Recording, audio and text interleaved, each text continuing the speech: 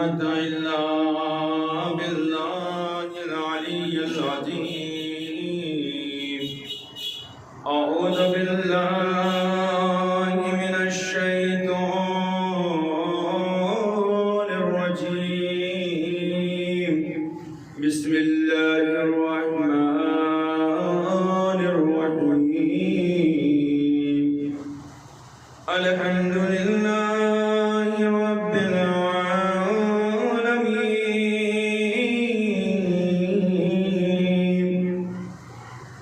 والجنة للموحدين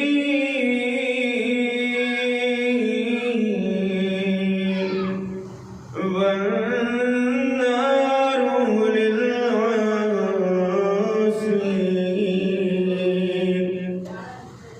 والصلاة والسلام على أشرف الأنبياء والمرسلين وخاتم النبيين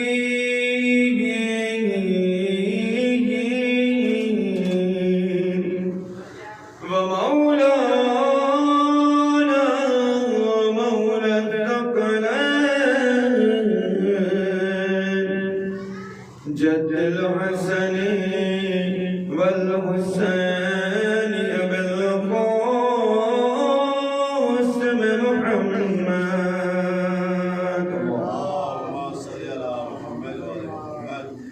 وآله الطيبين الطاهرين المعصومين المظلومين. ولعنة الله على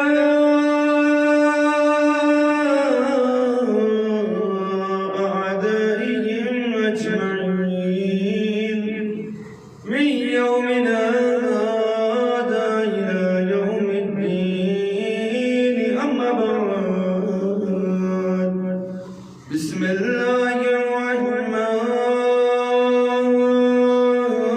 الرحيم. رب اشرح لي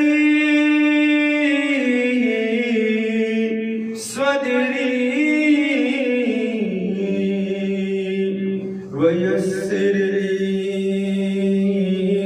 أمري واحلل عقدة من لساني يفقهوا قولي. وقال الله تعالى الحكيم في القرآن الكريم. بسم الله الرحمن الرحيم. والعصر إن الإنسان لفي خسر إلا الذين آمنوا وعملوا الصالحات وتواصوا بالحق وتواصوا بالصبر. صلوات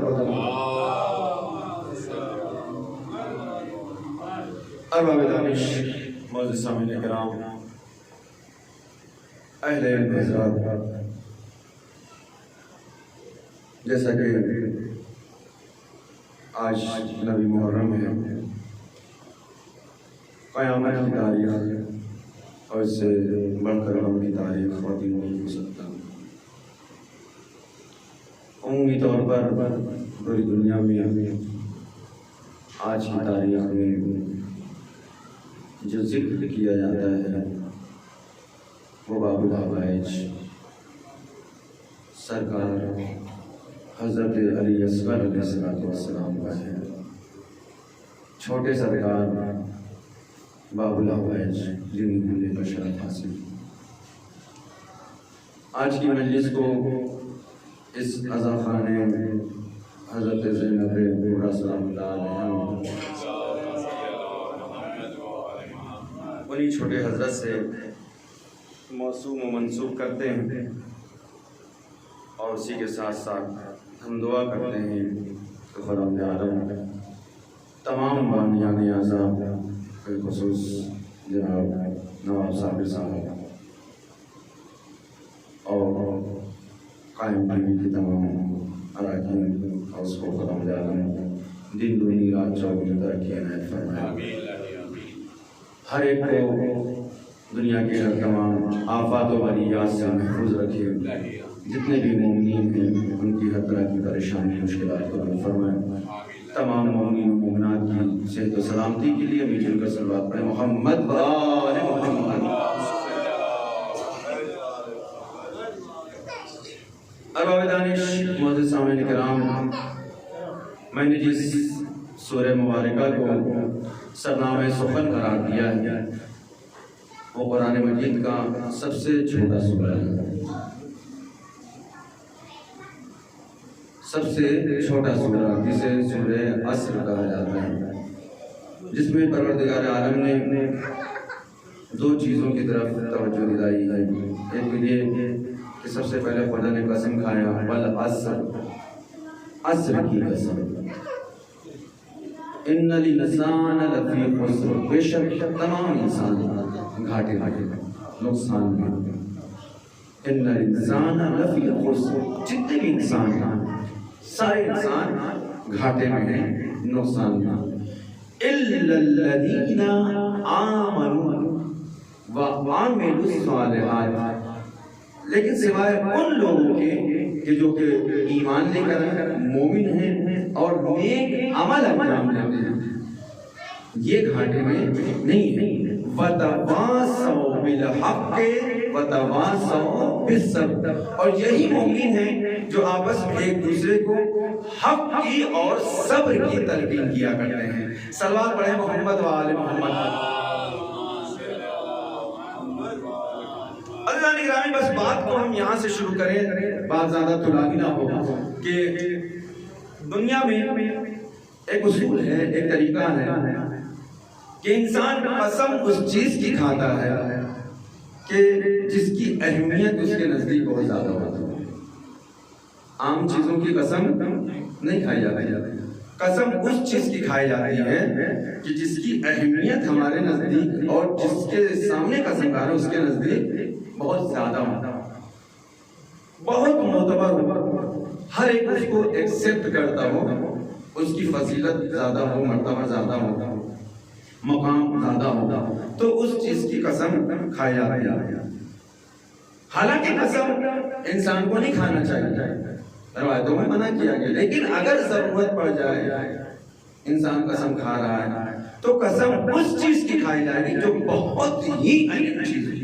مثال کے طور پہ انسان عام طور سے ہمارے معاشرے میں، سوسائٹی میں جب کوئی کام پڑتا ہے یا کوئی بات ہوتی ہے تو سب سے پہلے جو قسم کھاتا ہے وہ اپنے ماں باپ کی قسم کھاتا ہے، اماں کی قسم، ابا کی قسم. کیوں؟ کیونکہ ان سے زیادہ معتبر اور ان سے زیادہ بہتر کوئی نہیں. اماں کی قسم ہم نے کھا لیا تو سامنے والے کو ماننا ہے کہ ہاں چیز صحیح ہے. اپنی حقانیت کو منوانے کے لیے انسان قسم کھاتا ہے. اسی طریقے سے معاشرے میں قرآن کی قسم، قرآن کی قسم، کعبے کی قسم بڑی توجہ چاہتا ہے. کیوں؟ تاکہ انسان کو یہ بھروسہ ہو، یقین ہو کہ یہ قسم اتنی بڑی چیز کی کھا رہا ہے تو یہ جھوٹ نہیں بولے گا، یہ صحیح کہہ رہا ہے. اور عام طور پہ اپنی حقانیت کو ثابت کرنے کے لیے ہی انسان قسم کھاتا ہے، اور اس چیز کی قسم کھاتا ہے کہ جو بہت زیادہ اہم ہوا کرتی ہے. اب آئیے ہم دیکھتے ہیں قرآن مجید میں خداوند عالم نے بھی بہت سی چیزوں کی قسم کھایا ہے. کبھی قلم کی قسم، کبھی تین کی قسم، کبھی زیتون کی قسم، کبھی شمس کی قسم، کبھی قمر کی قسم، کبھی سورج کی قسم.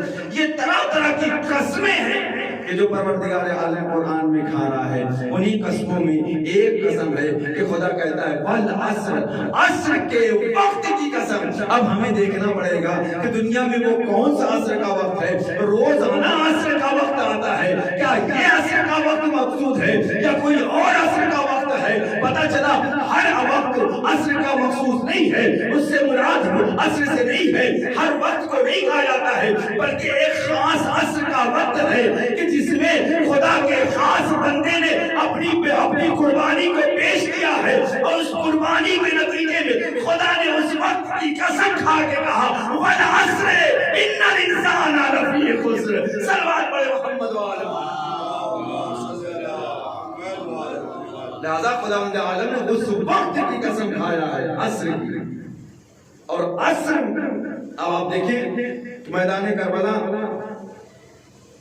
اور اس کا ایک جائزہ لیں. صبح عاشور سے لے کر شام عاشور تک صبح گزری، ظہر کا وقت گزرا، عصر کا وقت گزرا، شام کا وقت گزرا، یہ شام مغرب کا وقت.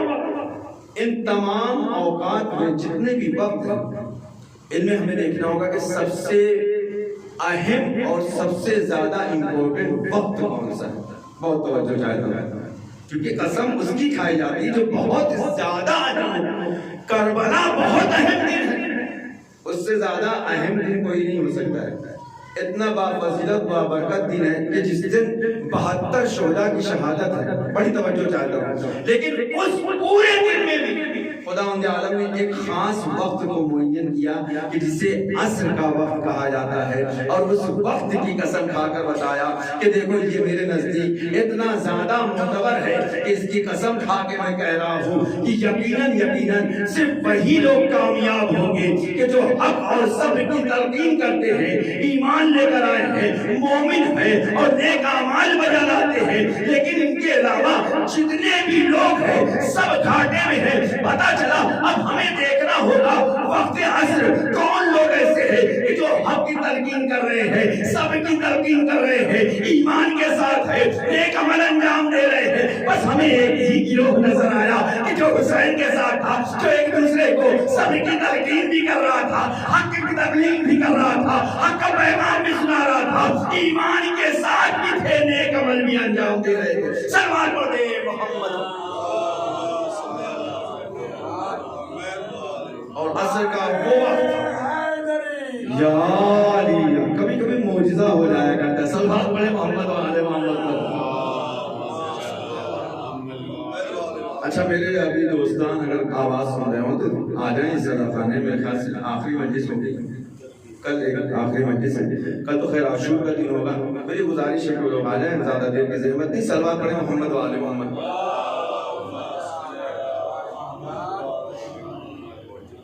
میدان کربلا خداوند عالم نے عصر کے وقت کی قسم کھائی.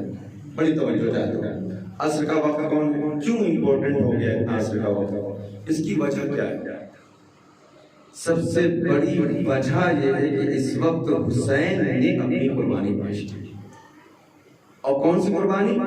وہ قربانی کہ جس کا وعدہ کیا تھا خدا سے، رسول سے، جبرائیل سے، جس کا وعدہ کیا. وہ قربانی ہے کہ جس قربانی کو خدا نے ذبح عظیم میں بدلا تھا. بڑی توجہ چاہتا ہوں. اس قربانی کو جس وقت حسین نے پیش کیا ہے وہ وقت عصر کا وقت. اب آئیے اب اس وقت کا ہم ایک تحلیلی جائزہ لیتے ہیں کہ جب امام حسین علیہ السلام آخری مرتبہ رخصت ہو کر میدان میں. بڑی توجہ چاہتا ہوں. فضائل کے کچھ گوشے مولا جناب علی اصغر علیہ السلام کے حوالے سے پیش کرنا چاہتا ہوں. 2-4 جملے کہ جب مولا آخری مرتبہ رخصت ہو کر خیمے سے میدان کارزار کی طرف آیا، سب شہید ہو چکے ہیں، کوئی باقی نہیں رہا. ایسے وقت میں امام نے حل من ناصر ینصرنا کی صدا بلند. یہی سنتے ہیں نا امام نے آواز استغاثہ، آواز نصرت کو بلند کیا. ہے کوئی جو میری مدد کرے، ہے کوئی جو میری استغاثہ کرے، پر لبیک کہے، ہے کوئی جو میری آواز پر لبیک کہے. امام نے ایک آواز بلند کی. کس حالت میں؟ امام جنگ کی حالت میں. اب جب امام آواز بلند کرتا ہے تو امام کی آواز جہاں تک پہنچے، آسمان تک پہنچے، زمین کی تہوں تک پہنچے، جنگلات تک پہنچے، یا جملوں کو بدل کے اس طرح سے کہوں، امام کی آواز کو انسان کے کانوں تک پہنچے، امام کی آواز اجنہ کے کانوں تک پہنچے، امام کی آواز حیوانوں کے کان تک پہنچے، امام کی آواز چرند و پرند کے کانوں تک پہنچے. جو بھی امام کی آواز کو سنے گا امام کی آواز پر لبیک کہنا واجب اور ضروری ہے، کیونکہ امام جو صرف کسی ایک کا نہیں ہوتا ہے، امام کل الناس ہوتا ہے، ہر ایک کا ہوتا ہے، ساری مخلوق کا امام ہوتا ہے۔ اب جو بھی امام کی آواز کو سنے گا اس کو لبیک کہنا واجب ہے۔ اب آپ کو جائزہ لینا ہے کہ امام نے جب پہلی مرتبہ آواز استغاثہ بلند کیا تو امام کی آواز سن کے آسمان پر کوہرام ہونا چاہیے، جتنے فرشتے تھے، جتنے ملائکہ تھے، ہر ایک نے کہا لبیک یا ابن زہرا، لبیک یا ابن زہرا، ہم آپ کی مدد کے لیے۔ بڑی توجہ چاہتا ہوں، کبھی اس انداز سے بھی سنا کریں، غور کیا کریں۔ ہر ایک نے امام کی آواز پر لبیک، جتنے بھی فرشتے تھے، ملائکہ تھے، امام نے پھر آواز بلند کی۔ جتنے بھی عالمین میں ملائکہ تھے اور ان کے علاوہ جتنے اجنہ تھے، جنات تھے، ہر ایک نے امام کی نصرت کے لیے لبیک کہا۔ یہ تاریخ میں ملتا ہے، روایتوں میں باقاعدہ اس کی سند معلوم ہے۔ ہر ایک نے امام کی نصرت کے لیے لبیک کہا، لبیک یا ابن زہرا، ہم آپ کی مدد کے لیے تیار۔ جس میں سے ایک واقعہ بہت مشہور جناب جعفر جن کا، جناب جعفر جن بنفس نفیس امام کے پاس آیا، اور صرف جناب جعفر جن کی گفتگو نہیں بلکہ جناب جبرائیل کی گفتگو، جناب اور انبیاء کی گفتگو ہے، نہ جانے کتنے فرشتوں کی گفتگو کہ ہم آپ کی مدد کرنا چاہتے ہیں، آپ ہم کو اجازت دیجیے۔ آپ امام دل سے بل جان ہیں، تمام لوگوں کے آپ امام ہیں۔ آپ استغاثہ، آواز استغاثہ بلند کریں، لہذا آپ کی آواز پر لبیک کہنا ہمارے لیے واجب و ضروری۔ آپ نے آواز بلند کیا، ہم آپ کی مدد کے لیے تیار ہیں۔ اجنہ امام نے کہا تمہاری مدد کی ضرورت، امام نے فرشتوں سے کہا تمہاری ضرورت نہیں، انبیاء نے آگے بڑھ کے کہا، امام نے کہا آپ کی مدد کی ضرورت نہیں، اولیاء آگے بڑھے، امام نے کہا آپ کی مدد کی ضرورت نہیں، یہ میرا امتحان ہے، اور سیاہ آگے بڑھے لبیک یا ابن زہرا، امام نے کہا تمہاری بھی مدد کی ضرورت نہیں۔ اللہ اکبر۔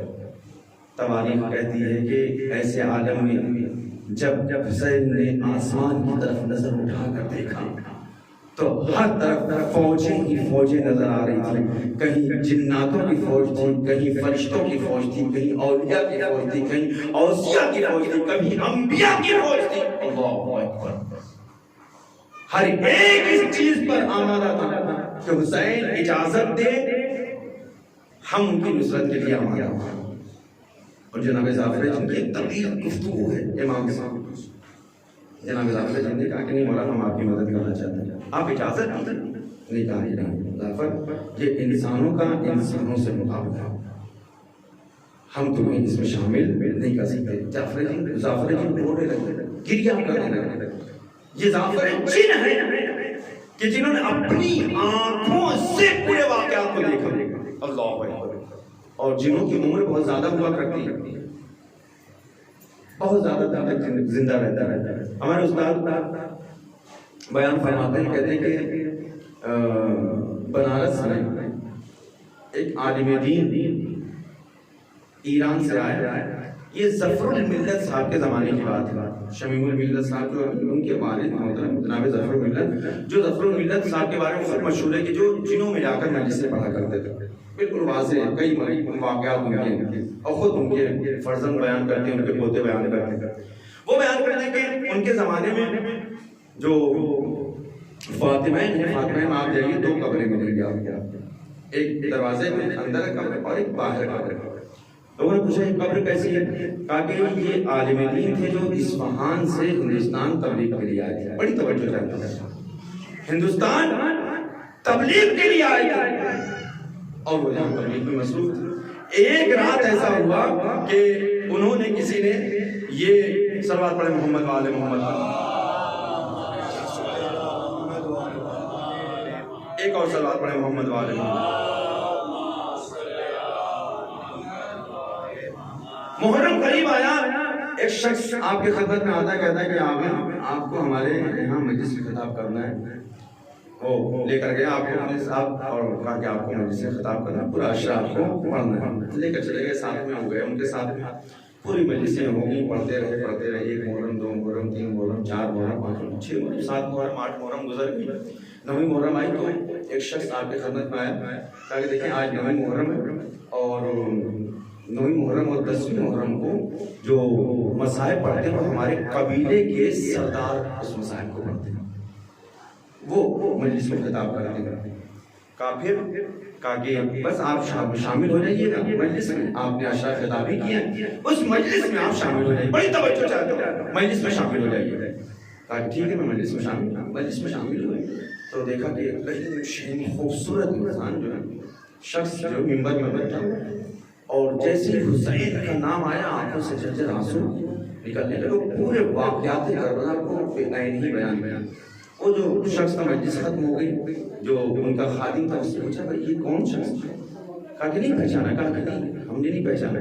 کہا کہ یہی تو جعفر جی نے کہ جنہوں نے اپنی آنکھوں سے کربلا کو دیکھا ہے، اللہ اکبر، وہاں کی جنگ کا مشاہدہ کیا ہے، انہوں نے اپنی آنکھوں سے دیکھا ہے، لہذا وہ واقعہ بیان کیا. وہ نہ ہوا کہ فاویلا ہے، کوہرام مچا ہوا ہے. کہا کہ دیکھیں یہ کل آپ سے ملنے کے لیے آئیں گے اور یہ آپ سے پوچھیں گے اور آپ کو الوداع کہیں گے، تو ان سے جو مانگنا ہوگا آپ مانگ لیجیے گا. قبیلے کے یہ سردار ہے، تمام اجنہ کے یہ سردار ہے جعفر جی. کہا کہ مانگے کیا؟ کہا کہ میں آپ میں خدمت کر رہا ہوں، اگر آپ مجھے مانگنا چاہیں تو مجھے مانگ سکتے ہیں. کہا کہ وہ کیسے؟ کہا کہ جب وہ آپ سے کہیں کہ مجھے کوئی چیز کی ضرورت کیا چاہیے آپ کو، تو آپ کہیے مجھے بس کچھ نہیں چاہیے، مجھے بس اس خادم کو دے دیجیے. بڑی توجہ چاہتا ہوں. مجلس ختم ہو گئی، دوسرا دن آیا اور 10 محرم کو الوداع ہونے لگی. اس کے بعد جعفر جی تشریف لاتے ہیں، ایک کرسی پہ تشریف فرما ہوتے ہیں. اس کے بعد عالم دین سے گفتگو ہوتی، شکریہ ادا کیا سب کچھ. اس کے بعد ایک تحفہ ہوتا ہے. کہا کہ مجھے بہت خوشی کہ آپ نے ہمارے عاشق کو خطاب کیا، بتائیے آپ چاہتے کیا ہیں؟ جو آپ کہیں گے ہم آپ کو عطا کرنے کو تیار ہیں. اللہ اکبر. ایک مرتبہ کہتے ہیں کہ مجھے کچھ نہیں چاہیے، بس چونکہ یہ 10 دن سے خادم میری خدمت کر رہا ہے، مجھے بہت پسند ہے، میں چاہتا ہوں کہ اس کو میرے ہمراہ کروں. ایک مرتبہ جعفر جی کا چہرہ نیچے جھک جاتا ہے اور اس کے بعد سر اٹھا کر کہتے ہیں تو نے حسین کے نام پہ مانگا ہے، جانتا ہے یہ کون ہے؟ کہا کہ نہیں مجھے نہیں پتا کون ہے یہ. کہا کہ یہ میرے قبیلے کا میرا وزیر ہے، جو سب سے معتبر وزیر ہے، میں نے سب سے بڑے انسان کو تیری خدمت کے لیے لگایا تھا، کیونکہ تو امام حسین کا خادم ہے، امام حسین کا ذکر کرتا ہے. صلوات پڑھیں محمد وآلہ. وہ امام وہ ان کے ساتھ عالم دین کے ساتھ ہے اور ساتھ میں رہے، کئی سال تک زندگی گزارا. اس کے بعد انتقال ہوا. ایک قبر جو ان کی باہر ہے ان کی قبر اندر کہیں کہ مطلب کہ ذکر حسین یقینی مانو یہ واقعہ ہے کربلا. امام حسین علیہ السلام ہر ایک نے نصرت کا وعدہ کیا، سب نے لبیک کہا، سب نے، لیکن امام حسین نے جناب ابراہیم نے کہا حسین ہم آپ کی مدد کرتے ہیں. کہا کہ نہیں ابراہیم ہمیں آپ کی مدد کی ضرورت نہیں. جناب آدم نے کہا، حسین نے کہا نہیں. جناب نوح نے کہا نہیں مجھے کسی کی مدد کی ضرورت نہیں. ایسے میں حسین نے تلوار کو نیام میں رکھا. واقعات سنتے ہیں آپ، لیکن ایسے نہیں. ایک وقت پھر حسین نے آواز استغاثہ بلند کیا. سارے اجنہ جا چکے ہیں، سارے اولیاء جا چکے ہیں، فرشتے جا چکے ہیں، انبیاء جا چکے ہیں. پھر حسین نے کہا حل من یغیثنا. اللہ. اب جیسے ہی اس آواز کو مقتل میں، صحرا میں ہواؤں نے منتشر کیا ہے، ایک مرتبہ لاشیں شہداء بلند ہونا شروع ہوئی. دیکھیں مقام و مرتبہ دیکھیں، سب لاشوں سے لبیک ابن زہرا، لبیک ابن زہرا کی آواز ہے. ایک دوسرا مرتبہ حسین نے کہا اگر حسین ان کو اس وقت مدد کے لیے بلاتے تو لاشیں شہداء مدد کے لیے آتے. امام کا حکم یہ ہوتا ہے، لیکن ہم نے کہا نہیں. اب حسین نے پھر سے ایک آواز بلند کی، حل من ناصر ینصرنا. اللہ. جب یہ آواز پھر سے بلند کی، حسین نے دیکھا کہ نہ اجنہ میں شور ہے، نہ فرشتوں میں شور ہے، نہ شہداء کے لاشیں میں. اب کی معاملہ کچھ اور ہے. خیمے سے آواز آ رہی، وہ بھی بیویوں کے رونے کی آواز آ رہی. حسین نے تلوار کو یہاں پہ رکھا اور تیز قدموں سے دوڑتے ہوئے خیمے میں آئے. پوچھا کلثوم کیا بات ہے؟ ایک مرتبہ میں کلثوم کہتی بھیا دیکھا آپ نے جیسے ہی آواز استغاثہ کو بلند کیا ہے اس ننھے علی اصغر نے جھولے سے اپنے کو گرا دیا. حسین نے کہا لا میرے اصغر ایک چیز عرض کروں میری تحقیق ہو سکتا ہے غلط انسان تحقیق کرتے ہی ہے کہ بعد میں انشاءاللہ وہ صحیح ہو غلط علماء اس پر نظر فرمائیں. میری تحقیق کے مطابق جہاں تک میں نے مقتل کربلا کو پڑھا ہے سارے شہداء کی شہادت کے بارے میں ہر ایک کو علم تھا. قاسم کی شہادت کے بارے میں فرما جانتی تھی پہلے سے. جناب علی اکبر کی شہادت ہوگی ام لیلا کو خبر تھی. جناب اون محمد کی شہادت ہوگی یہ جناب زینب کو پتا تھا. جناب عباس کی شہادت ہوگی ان کی زوجہ اور ان کی بہن کو اس کی خبر تھی. ام کلثوم جانتی تھی. ہر ایک کو پتا تھا. جناب عبداللہ کی شہادت ہوگی, جناب قاسم کے بھائیوں کی شہادت ہوگی, جناب مسلم کے بیٹوں کی شہادت ہوگی. سب کی شہادت کے بارے میں علم تھا کہ جو محضر شہادت پہ نام تھا امام حسین نے بتایا تھا. اور شروع سے مولا کائنات سے جناب فاطمہ زہرا سے رسول خدا سے شہادت کا تذکرہ سنتے آ رہے ہیں. کوئی نئی بات نہیں. لہذا کسی کے جانے پہ اتنا کوہرام نہیں بچا. اللہ اکبر واحد شہید علی اصغر. جانتے ہیں کہ بیویاں کیوں رونے لگی تھیں؟ کیونکہ بیویوں کو نہیں پتا تھا کہ علی اصغر بھی شہید ہو جائے گا. اللہ اکبر اللہ. بیویاں نہیں جانتی تھیں کہ علی اکبر, یہ تو شب عاشور بھی نہیں پتا تھا. اب میں نے جہاں تک مقتل کو دیکھنا ہے مقتل کی تاریخ یہ ملتا ہے کہ جب خیموں کا تلایا شب عاشور امام حسین پھر رہے تھے تو امام حسین نے کسی خیمے سے رونے کی آواز نہیں سنی. کسی خیمے میں دیکھا کہ بیویاں بچوں کو سمجھا رہی ہیں, زلفوں کو سنوار رہی ہیں, لیکن صرف ایک خیمے سے رونے کی آواز آئی. وہ کس کا خیمہ تھا؟ رباب کا خیمہ. رباب کا خیمہ تھا.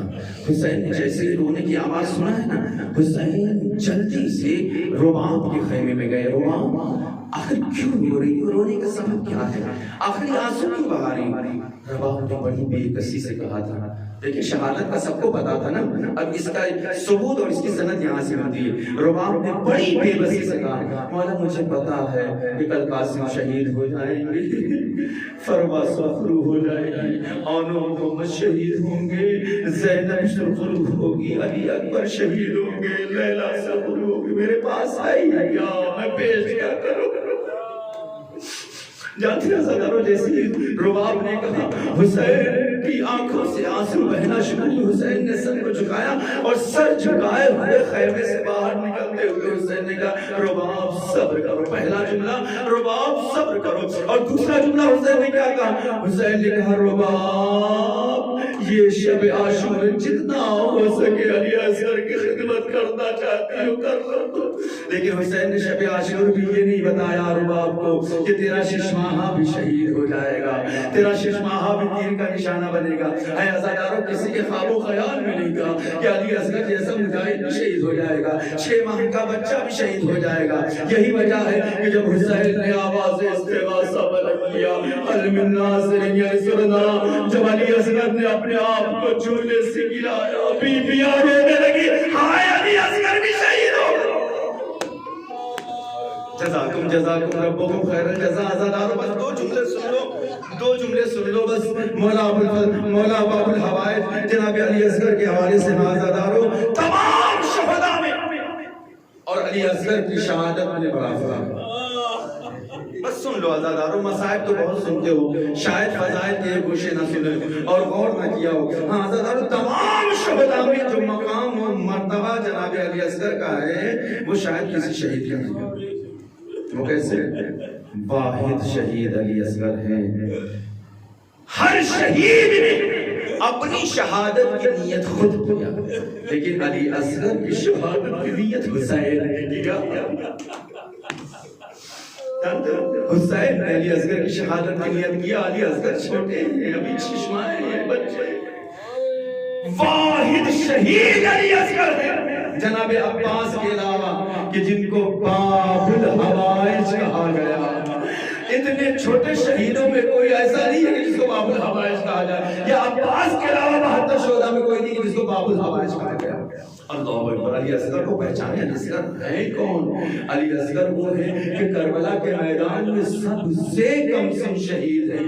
جب کربلا کے لیے نکلے تھے تو آپ کی عمر 17 یا 18 تھی، اس سے زیادہ کی عمر نہیں تھی۔ کربلا کے لیے نکلنے والوں میں بھی سب سے چھوٹے ہیں، اور کربلا میں شہادت پیش کرنے والوں میں بھی سب سے چھوٹے ہیں۔ اللہ اکبر۔ جانتے ہیں علی اصغر کون؟ علی اصغر جتنے بھی شہید ہیں سب نے اپنا دفاع کیا۔ علی اکبر عزادارو سینے پہ ہاتھ رکھ کے سن لینا، میں پڑھتا جاؤں گا بس آپ سن لینا عزادارو، میں مصائب تو نہیں پڑھ سکوں گا۔ ہاں عزادارو جتنے شہید ہیں، جناب علی اکبر میدان کارزار میں گئے، روایتوں میں ملتا ہے کہ نہ جانے کتنے دشمنوں کو فنار کیا، اپنا دفاع کیا۔ دفاع کرنا، اپنا ڈیفنس کرنا، تیر آ رہا ہے اس کو روکنا، بھالے آ رہے ہیں اس کو روکنا، نیزے آ رہے ہیں اس کو روکنا، اس کا بڑھ کر جواب دینا۔ جب تک جان میں جان تھی علی اکبر کی، علی اکبر دفاع کرتے رہے، جناب علی اکبر اپنا ڈیفنس کرتے رہے، نہ جانے کتنے دشمنوں کو واصل جہنم کیا۔ جناب قاسم 13 سال کا سن ہے نا، لیکن جناب قاسم نے بھی اپنا دفاع کیا، اپنا ڈیفنس کیا، 80 سے زیادہ ظالموں کو فنار کیا۔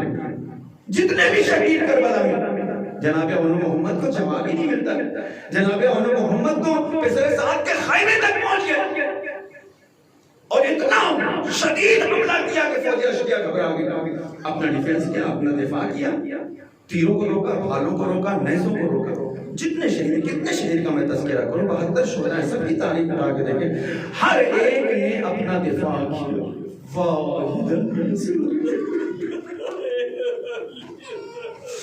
واحد تیر سے شعبہ آیا، علی اصغر کو یہ بھی نہیں پتا تھا کہ تیر کھا کے ہنسا جاتا ہے۔ میں کیسے پڑھوں عزادارو، خدا مجھے قوت دے۔ ہاں علی اصغر نے دفاع کیا، کیسے دفاع کیا؟ علی اصغر نے وہ دفاع کیا جو کسی شہید نے نہیں کیا۔ اے عزادارو، ہر ایک نے جب دفاع کیا ہے، اپنا ڈیفنس کیا ہے، تو لوگوں نے تیر کا جواب تیر سے دیا ہے، بھالے کا جواب بھالے سے دیا، نیزے کا جواب نیزے سے دیا، تلوار کا جواب تلوار سے دیا۔ عباس نے جب فوجوں کو کھدیڑنا شروع کیا، فوجیں بھاگ گئی۔ علی اکبر نے جب حملہ کیا، فوجیں بھاگ گئی۔ قاسم نے جب حملہ کیا تو فوجیں دور تک چلی گئی، اور محمد نے جب حملہ کیا فوجیں کوفے کی دیواروں سے ٹکرانے لگی۔ لیکن جانتے ہیں جناب علی اصغر نے حملہ جب کیا، ساری فوج پھوٹ پھوٹ کر رونے لگی۔ فوج اشقیاء، پتھر دل انسان کی آنکھوں میں بھی آنسو آ گئے۔ علی اصغر نے ایک عجیب طرح سے دفاع کیا۔ عزادارو، حسین نے جب آوازیں، حسین نے جب پانی کے لیے طلب کیا ہے، ہاں عزادارو جب کہا کہ علی اصغر اپنی حجت کو تمام کر دو، تو علی اصغر نے اپنے خشک ہونٹوں پہ زبان کو پھیرنا شروع کیا۔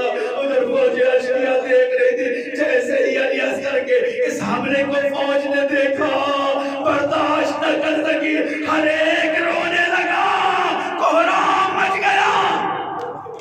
جزاکم ربکم خیر الجزا عزادارو، خدا کوئی غم نہ دے آپ کو سوائے غم سید الشہداء کے۔ انشاءاللہ رات میں مفصل طریقے سے جناب علی اصغر کے فضائل بیان کروں گا، لیکن ہاں بس اس وقت بس اتنا ہی عزادارو، یہ علی اصغر ہے، علی اصغر ہے۔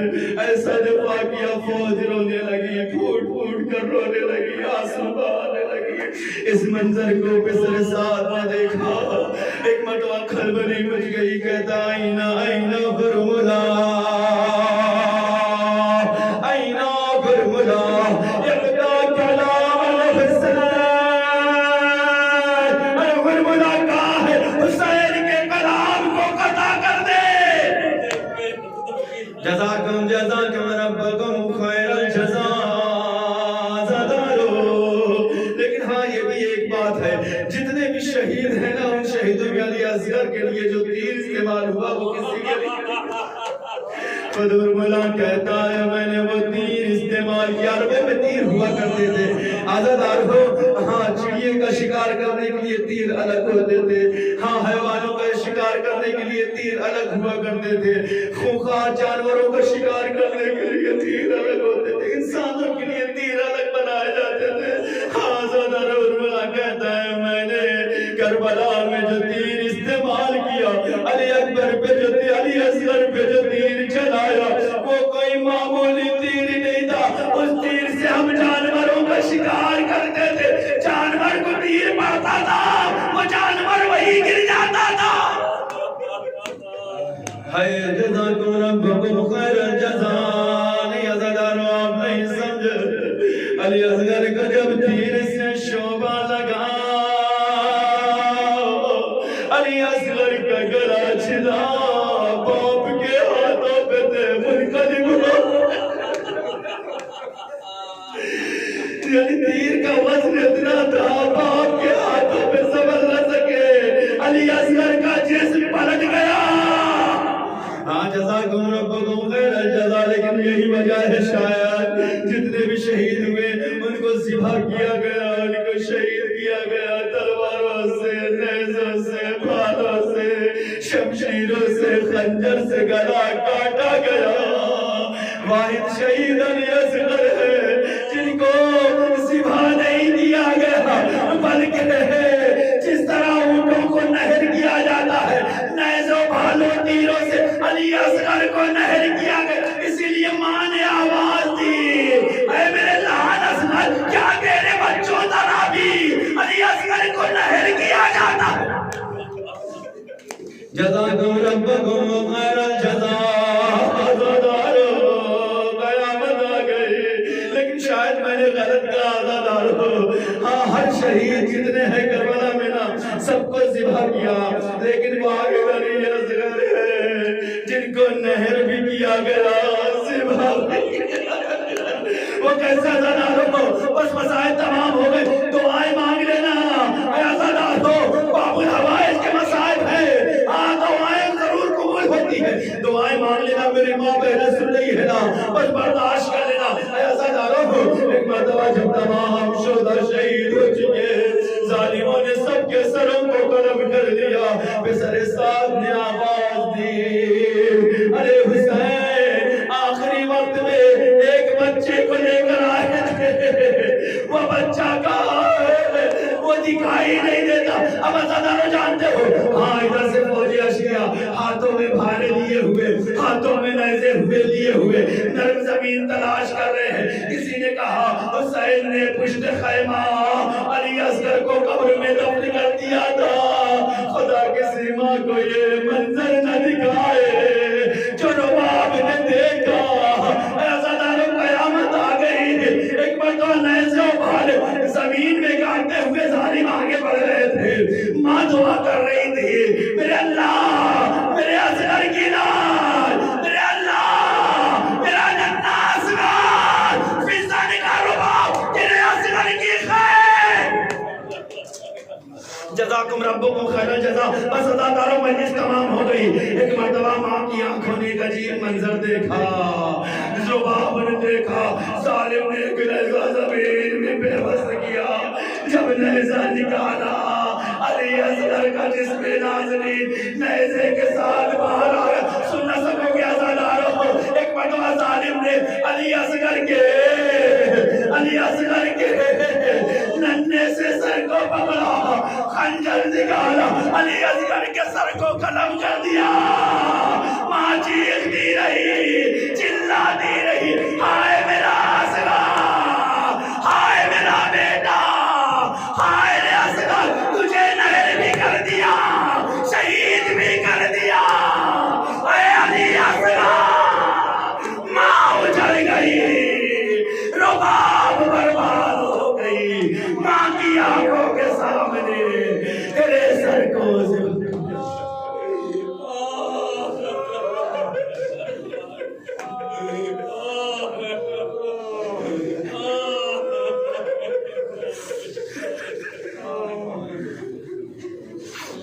اِنَّا لِلَّهِ وَإِنَّا إِلَيْهِ رَاجِعُونَ.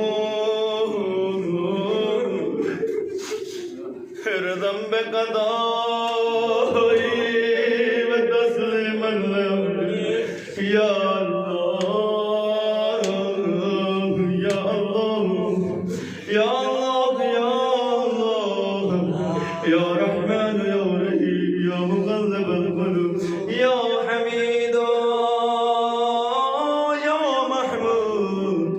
یا اعلی بحق علی، یا فاطر بحق فاطمہ، یا محسن بحق الحسن، یا قدیم الاحسان